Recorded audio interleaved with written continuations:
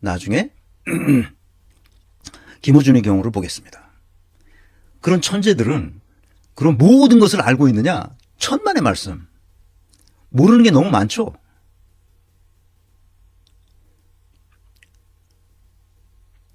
이재명의 경우를 독일의 오토 폰 비스마르크라는 정치 천재와 비교해 보려고 합니다. 오토 폰 비스마르크.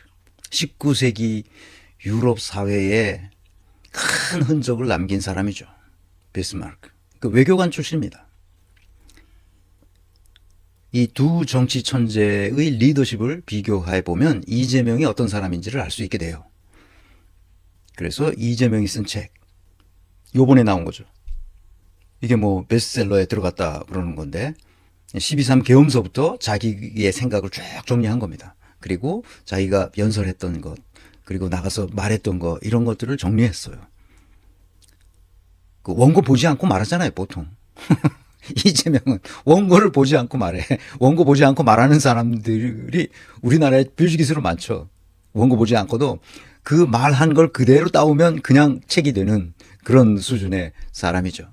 만약에 이재명이 우리나라 대학 중등교육과 고등교육을 제대로 받았다면 이런 천재가 되지 않을 거라고 나는 확신하고 있어요. 사람을 망칩니다. 인간의 영혼을 죽여요, 우리 교육은. 내가 그래서 교육개혁을 반드시 해야 된다, 이렇게 말하는 겁니다. 우리 아이들이 독일에서 초등학교를 다니고 그 중등교육 초입에 들어갔다 조금 배우다가 이제 교육하는 바람에 이제 한국 교육에 몇 년씩 공부하고 외국으로 유학을 갔는데 한국 교육을 받은 거는 다른 건 배운 게 별로 없지만 한국어를 모국어로 쓸 수 있을 정도가 됐어요. 그래서 지들이 가고 싶은 대로 가라고 해서 외국으로 유학을 갔습니다. 자, 그 비스마르크는 이 강미현 선생이 쓴 거예요. 강미현 박사가 썼는데 잠깐만 기다려 보세요. 내가 책이 저쪽에 있어서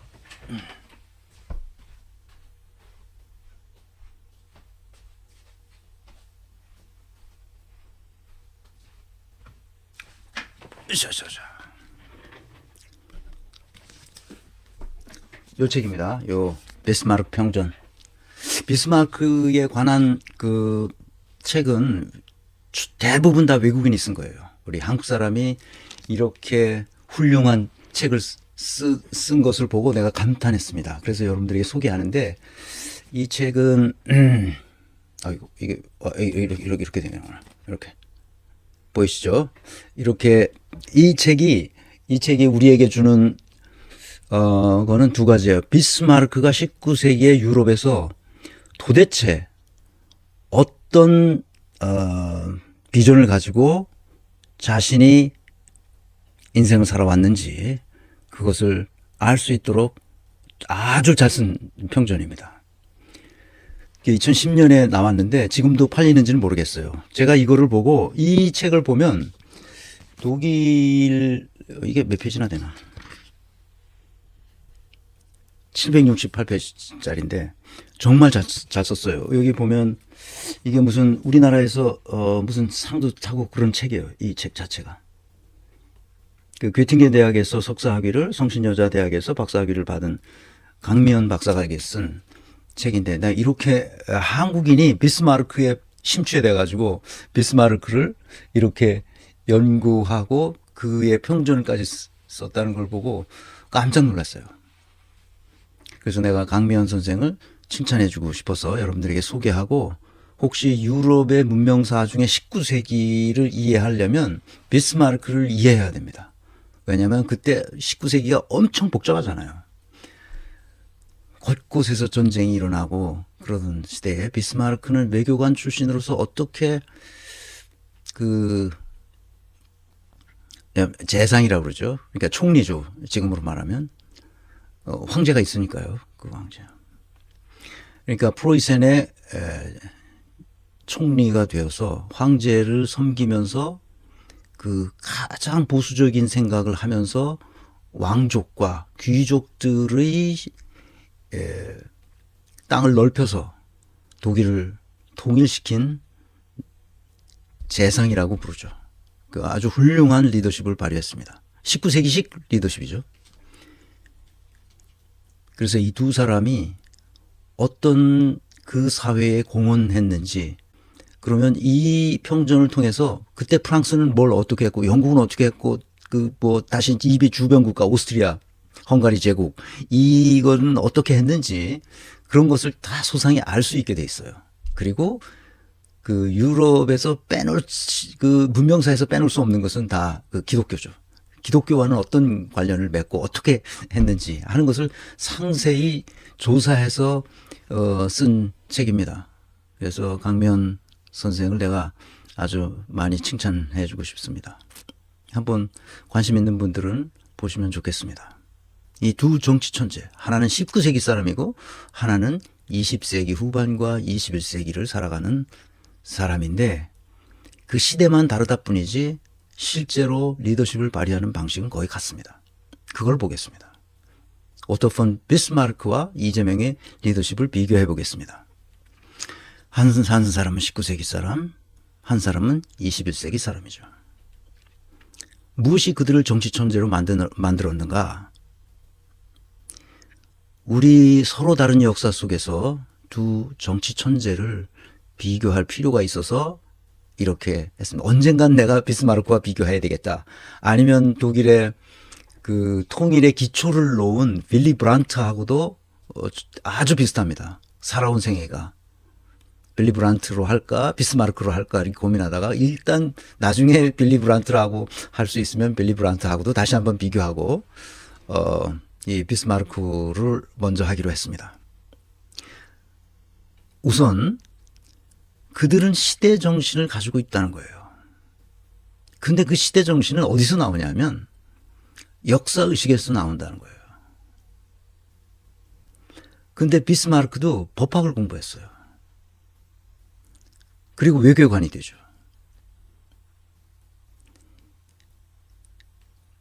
두 번째는 이 책에서 비스마르크의 역사의식을 알 수 있게 됐어요. 이 사람이 어떤 관점에서 독일을 프로이센을 중심으로 해서 독일어권에 있는 여러 국가들을 통일시킬 것인가에 그 자기 비전이 있었던 거예요.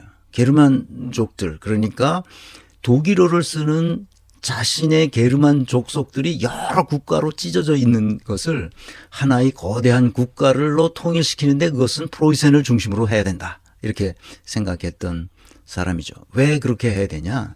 조그만 군주국, 공국 또는 왕국 또는 소규모 군주들이 지배하는 소규모 국가로는 이 유럽 전체를 어떻게 할 수가 없다는 거예요.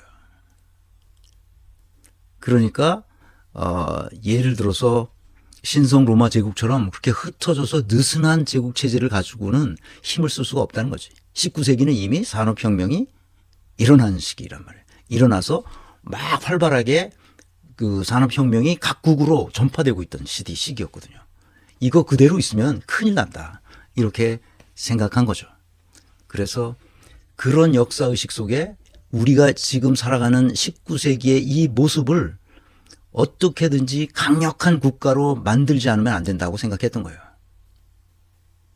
그래서 비스마르크는 자기가 황제로부터 총리의 지명을 받자 국가 전체를 개혁하기 시작합니다. 그래서 의회에서 얘기하죠. 우리에게 필요한 것은 무기라는 거예요.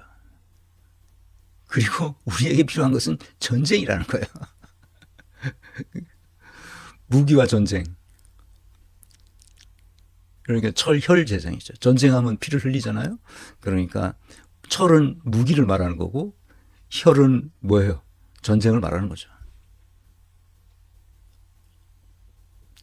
19세기는 그랬어요. 근데 21세기는 이재명의 입장에서는 또 다른 거죠. 근데 두 사람 다 그 시대가 요구하는 것이 무엇인지를 정확히 알고 있었다는 거죠. 시대적 환경은 다르지만 공통의 과제는 국가를 재설계하고 재조직하는 거예요. 이대로는 안 된다고 생각했던 거죠.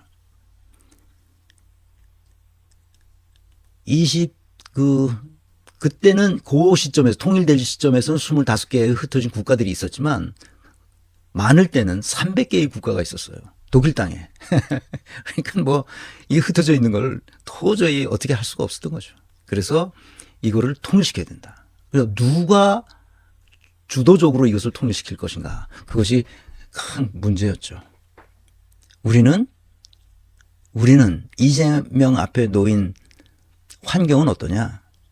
분단된 국가와 중앙 집중제가 이게 문제가 된다는 것을 알고 있는 거죠.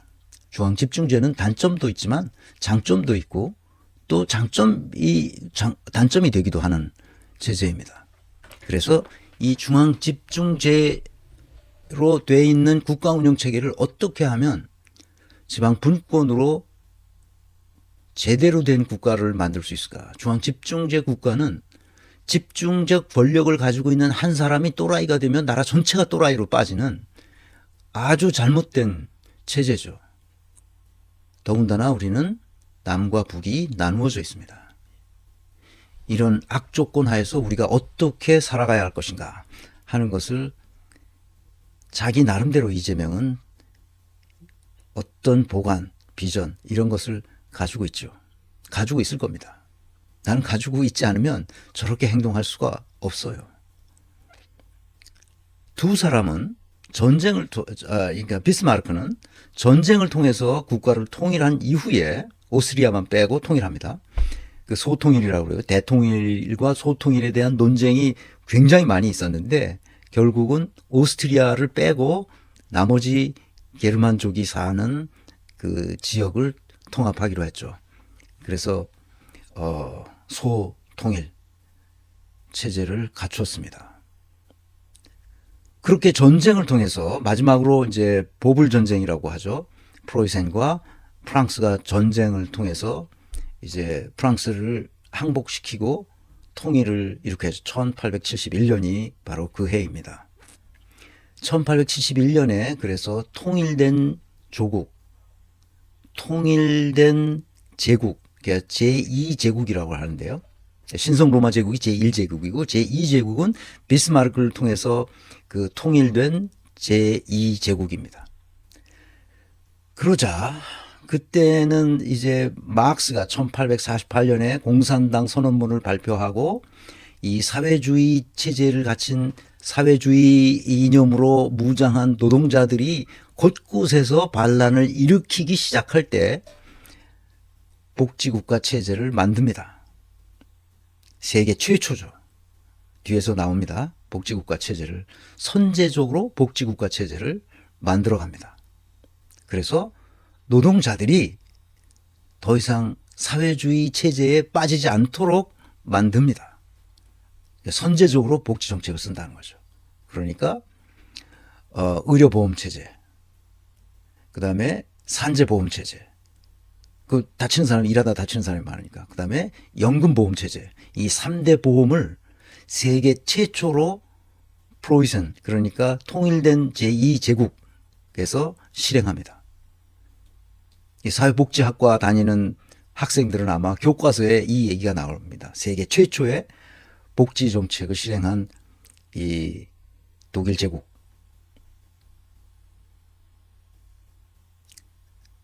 그러면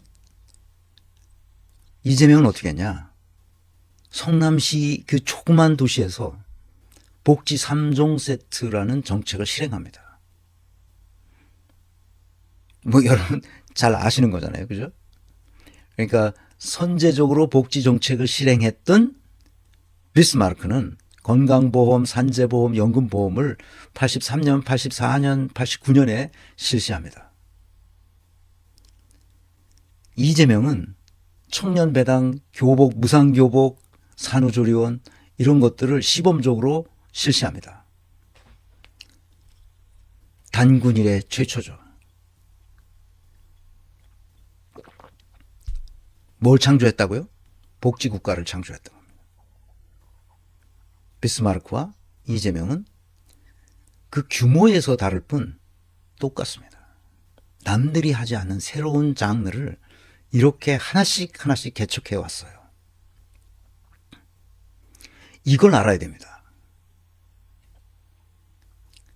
독일 제국 선포를 1871년 1월 18일 날 베르사유 궁전 거울방에서 합니다.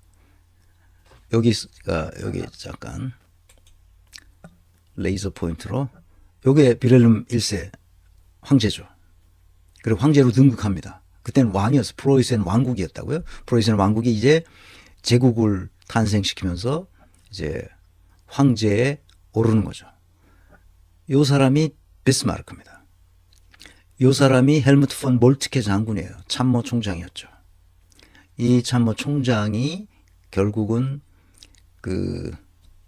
뭡니까? 전쟁의 신이라고 불리는 사람이에요. 그러니까 우리나라에 이런 전쟁의 신 같은 사람이 없죠. 덴마크와 전쟁, 오스트리아와의 전쟁, 프랑스와의 전쟁을 전쟁을 벌였다 하면 다 승리합니다. 압도적으로 승리하죠. 그래서 사전에 이 몰트케가 만든 아주 훌륭한 개념이 하나 있어요. 아프트락트 닥틱이라는 건데, 미션 베이스드 택틱, 영어로는 미션 베이스드 택틱. 미션을 주고 알아서 해라. 이게 바로 이재명이 하는 방식이에요. 다 훈련하고 다 논의하고 이렇게 할 수밖에 없다는 것을 다 합의하고, 그리고 그것을 현장에 있는 관리자들에게 맡겨버립니다. 직원들에게 맡기니까 어떻게 돼요? 그들이 이미 다 알고 있는 거 아니야? 실행하면 됩니다. 만약에 실행하다 안 되면 이재명은 내가 책임질 테니까 해봐라. 알죠? 그러니까 되는 거예요. 똑같은 리더십을 지금 발휘한 겁니다. 이 세 사람이. 황제와 비스마르크와 몰트케가. 자, 이 공통의 자질이 있어요. 얘네들. 자질. 서생의 문제의식과 상인의 현실 감각을 동시에 가지고 있습니다. 이건 누가 한 말인지 알죠? 김대중이 한 말이죠. 그래서 역사의식과 시대정신을 서로 융합시켜서 어떻게 하면 이 국가를 위한 문제의식을 가지고 아주 그러니까 확실하게 벼려낼 것인가, 날카롭게, 그리고 그것을 어떻게 하면 실현할 것인가 하는 현실 감각까지 역사의식과 시대정신의 상호작용을 통해서 일어난 거죠. 그러니까 문제의식이 있어야 돼요. 그리고 현실 감각이 있어야 됩니다. 이게 정치인의 자질이죠. 그런데 비스마르크도 이재명도 시대만 달랐을 뿐 똑같습니다. 전략적 유연성을 발휘합니다. 그래서 상황에 따라 이념과 수단을 조율합니다. 이념에 집착하지도 않고 수단에 집착하지도 않습니다. 어떻게 하는 것이 우리가 나아가야 할 비전에 부합하는 전략인지 전술인지 그것을 생각해서 수시로 조절할 수 있습니다.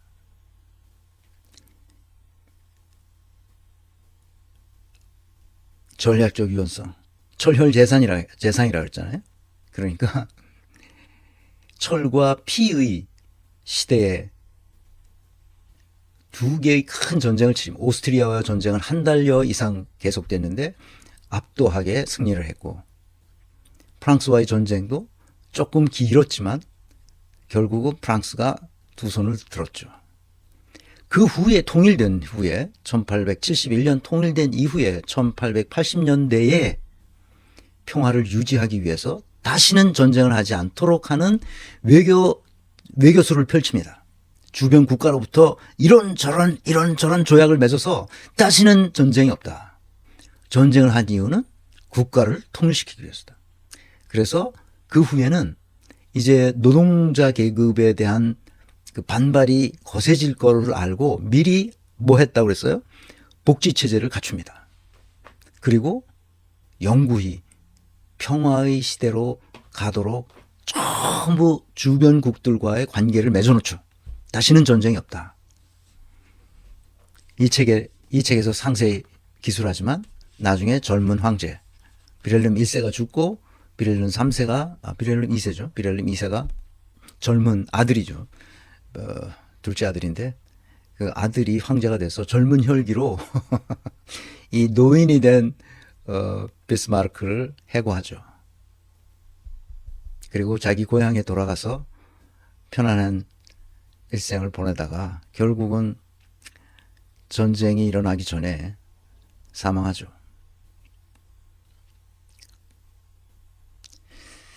그러니까 역사의식과 시대정신을 모르는 사람이 정권을 잡으면 그 젊은 혈기에 자기가 뭐가 됐다고 뭔가를 할 수 있다고 생각하는 거죠.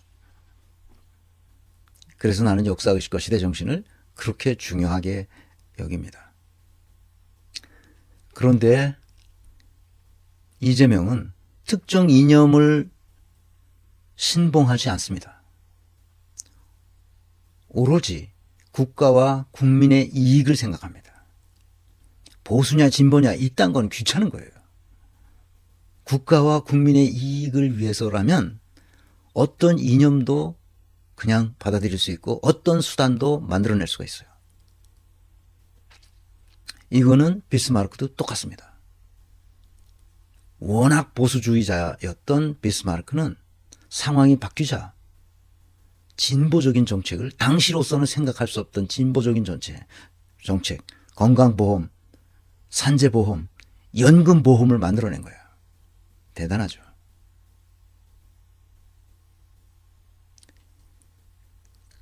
강력한 추진력이 있습니다. 반대 세력의 저항과 탄압을 돌파하는, 그리고 혁신을 해냅니다. 제국주의 이념을 실현합니다. 보수적으로 복지체제를 갖춥니다. 보수적 복지라고 그래요. 당시로서는 복지체제를 갖춘다는 것은 대단히 진보적인 아젠다였는데 이 사람은 보수주의자임에도 불구하고 일반 국민들을 위한 복지정책을 과감히 실현합니다. 선제적으로 실현하죠. 여기에 대해서 이재명은 어떻게 하느냐? 기득권층의 불로소득을 개혁하고자 합니다. 여기서는 진보적 복지죠. 이재명은 보수주의자예요. 사람들이 이재명을 뭐 진보 어쩌고 얘기하는데 택도 없는 소리입니다. 보수주의자예요. 내가 보수주의자인 것처럼 보수주의자는 절대로 부정부패를 용납하지 않습니다. 부정부패를 당연한 것으로 생각하는 사람들, 기득권층이 마치 이자벨라 버드 비숍이 그 한국과 그 이웃 나라들의 책에 썼던 흡혈귀들, 조선 4대 부를 흡혈귀라고 불러요. 이자벨라 버드 비숍. 그 흡혈귀들의 불로소득 착취하는 거죠. 그 불로소득을 개혁하겠다. 진보적 복지죠. 보수주의자지만 진보적으로 복지체제를 갖추겠다는 거예요. 공통의 자질을 봤습니다. 이제 복지국가 설계자라는 관점에서 비스마르크와 이재명을 보겠습니다. 비스마르크는 정치적 목적의 복지제도를 도입했죠.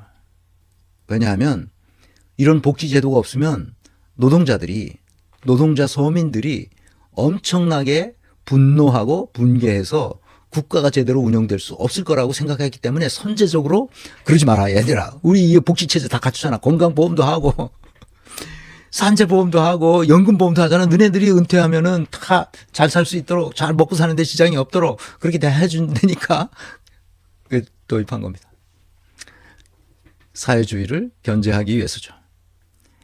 이재명은 복지제도의 민주적 실현을 추구하는 겁니다. 그게 뭡니까? 왜 그렇게 합니까? 복지제도는 인간의 존엄성. 21세기의 화두는 인간은 존엄한 존재라는 거예요. 인간의 존엄성을 존중하고 보호하기 위해서 복지제도를 민주화시키는 거예요. 주권자들이 주권을 행사할 수 있는 수준의 인간다운 생활을 할 권리를 보장해 주는 거죠. 그게 인간의 존엄성을 존중하고 보호하는 거죠. 헌법 34조 1항에 나와 있는 모든 국민은 인간다운 생활을 할 권리를 가진다라고 했을 때 바로 그거, 인간다운 생활을 할 수 있는 권리를 권리를 보장해 주는 거예요, 국가가. 이재명의 마음속에는 이게 있는 거예요. 그의 세포에, 근육세포에 다 그게 배어 들어가 있는 거죠. 국가가 국민의 삶을 책임지는 전환점으로 바뀐 겁니다. 비스마르크 시대에. 지금 이재명의 시대에 국민의 삶을 국가가 책임지도록 하겠다는 거죠. 이거 놀라운 겁니다. 그렇게 하기 위해서는 뭐 잘 사는 사람들 걸 뺏어서 하면 안 되죠, 그거는. 잘 사는 사람 더 잘 살게 하고 지금 인간다운 생활을 할 수 없는 사람들을 위해서 경제를 성장시키자는 거야. 그럼 성장의 목 중에 일정 부분을 띄어서 지금 인간다운 생활을 할 수 없는 그 사람들에게 국가가 보장해주는 방식으로, 권리를 보장해주는 방식으로 국가가 국민의 삶을 책임지도록 만들겠다는 거지. 지금 그 꿈에 부풀어 있습니다. 이것이 바로 21세기형 국가 모델이죠. 자, 국가 개조를 향한 열정에 대해서 한번 생각해 봅시다. 비스마르크는 국가를 개조해야 한다고 생각했어요. 이재명도 비슷하죠. 비스마르크는 독일 제국을 통일시켜서 제국을 수립했습니다. 왕권과 귀족 중심으로 그렇게 만들었어요. 그런데 이재명은 분권화시키고 국민 개개인에게 자율성을 부여하고 그 자율적인 국민 개개인이 네트워크로 묶어진 민주국가를 구상하고 있는 겁니다. 물론 이것이 5년 내에 달성되리라고 보지 않습니다. 그러나 그 기초로만 놓으면 그것을 다음 정부에서 이어서 국힘당 정부에게 다시 이 국정 운영 권한을 넘기면 안 됩니다. 앞으로 20년 내지 30년간은 우리 건민회를 중심으로 해서 또 다른 시민단체가 많이 있을 거 아니에요. 그래서 다 같이 연대해서 좌우지간 이재명 2, 이재명 3가 나올 수 있도록 계속해야 됩니다. 그러니까 이재명식 정치 시스템을 계속 세련화해 갈 수 있는 정치인이 다음 정부를 운영할 수 있도록 그렇게 만들어야 됩니다. 이제 그렇게 되지 않을까 봐 내가 걱정을 하는 거고 이 강의를 계속하는 겁니다. 여러분들은 재미없다고 할지 모르겠지만 그러나 이걸 통해서 우리 한국 사회가 20, 30년 후에는 완전히 바뀌어 있어야 됩니다. 위기를 기회로 만드는 돌파력이 있어요. 그리고 조직 설계 능력을 가지고 있습니다.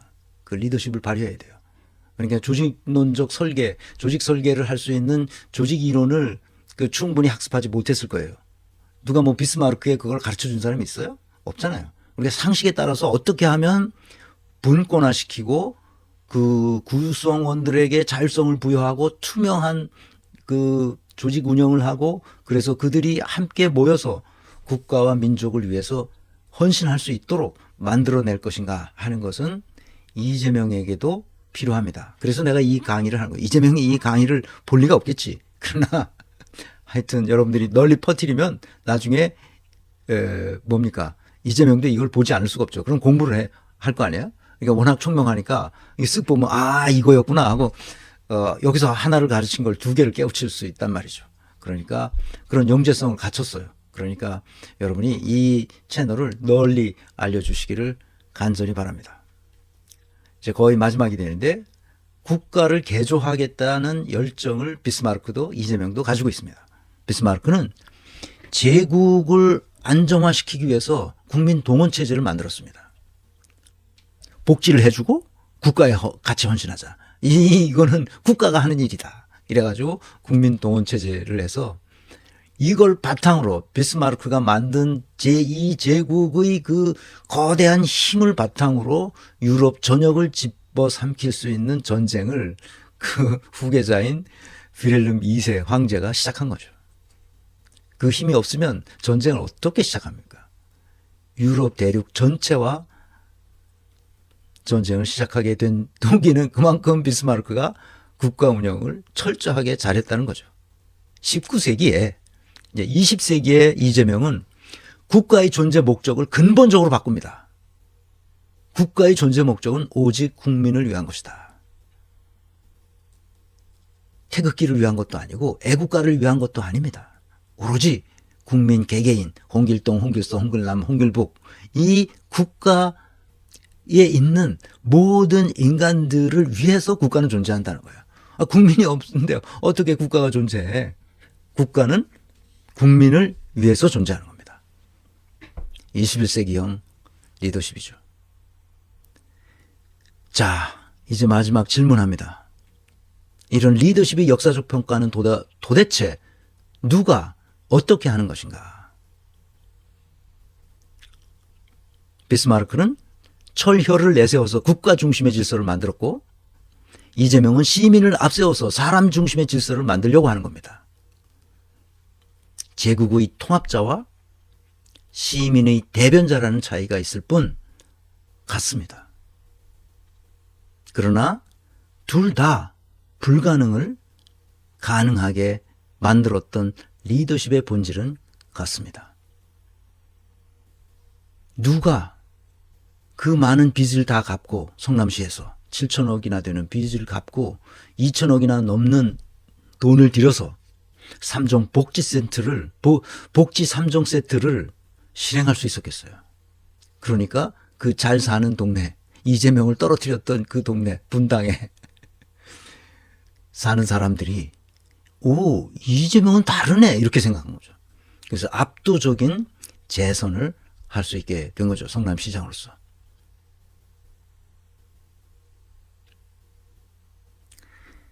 역사적 평가는 언제나 단순히 정권을 잡았느냐보다 그가 어떤 국가를 남겨줬느냐는 데에 있는 거예요. 문재인이 5년 동안 국가 경영을 정권을 잡았을 뿐 남겨준 거는 윤석열 정부예요. 비참하죠. 비스마르크는 19세기에 독일 제국을 만들었지만 20세기 내내 독일 국민들로부터 존중받는, 존경받는, 그러나 항상 정치하면 비스마르크를 생각할 수 있도록 후손들에게 영원히 기억되는 사람으로 남아있다는 겁니다. 그의 리더십을 오늘에 되살려서 우리는 어떻게 해야 되는지를 알 수 있어야 합니다. 정권을 잡은 사람이 어떤 국가를 만들어냈느냐 하는 거죠. 어떤 국가를 후손들에게 남겨주었느냐 하는 겁니다. 그게 평가의 기준이 되는 겁니다. 그래서 내가 문재인 정부에서 함께 일했던 사람들을 별로 높이 평가하지 않는 이유가 그렇습니다. 그건 문재인 뿐만 아니라 내가 그와 같이 했었던 최측근들, 문이임 노조 이렇게 말하는데 문재인, 이낙연은 뭐 하고 있습니까 지금? 임종석은 또 뭐 하고 있어요 어디서? 노영민은 뭐 하고 있습니까? 조국은 지금 뭐 하고 있습니까? 바보 같은 놈들입니다. 그 큰 권력을 가지고 결국은 아무것도 안 했다는 거예요. 아무것도. 어떤 개혁도 하지 않았다는 거예요. 나는 내가 늘 얘기하지만 문임 노조를 포함한 친문 세력들을 빌어먹을 놈들이라고 내가 말하는 거예요. 그래서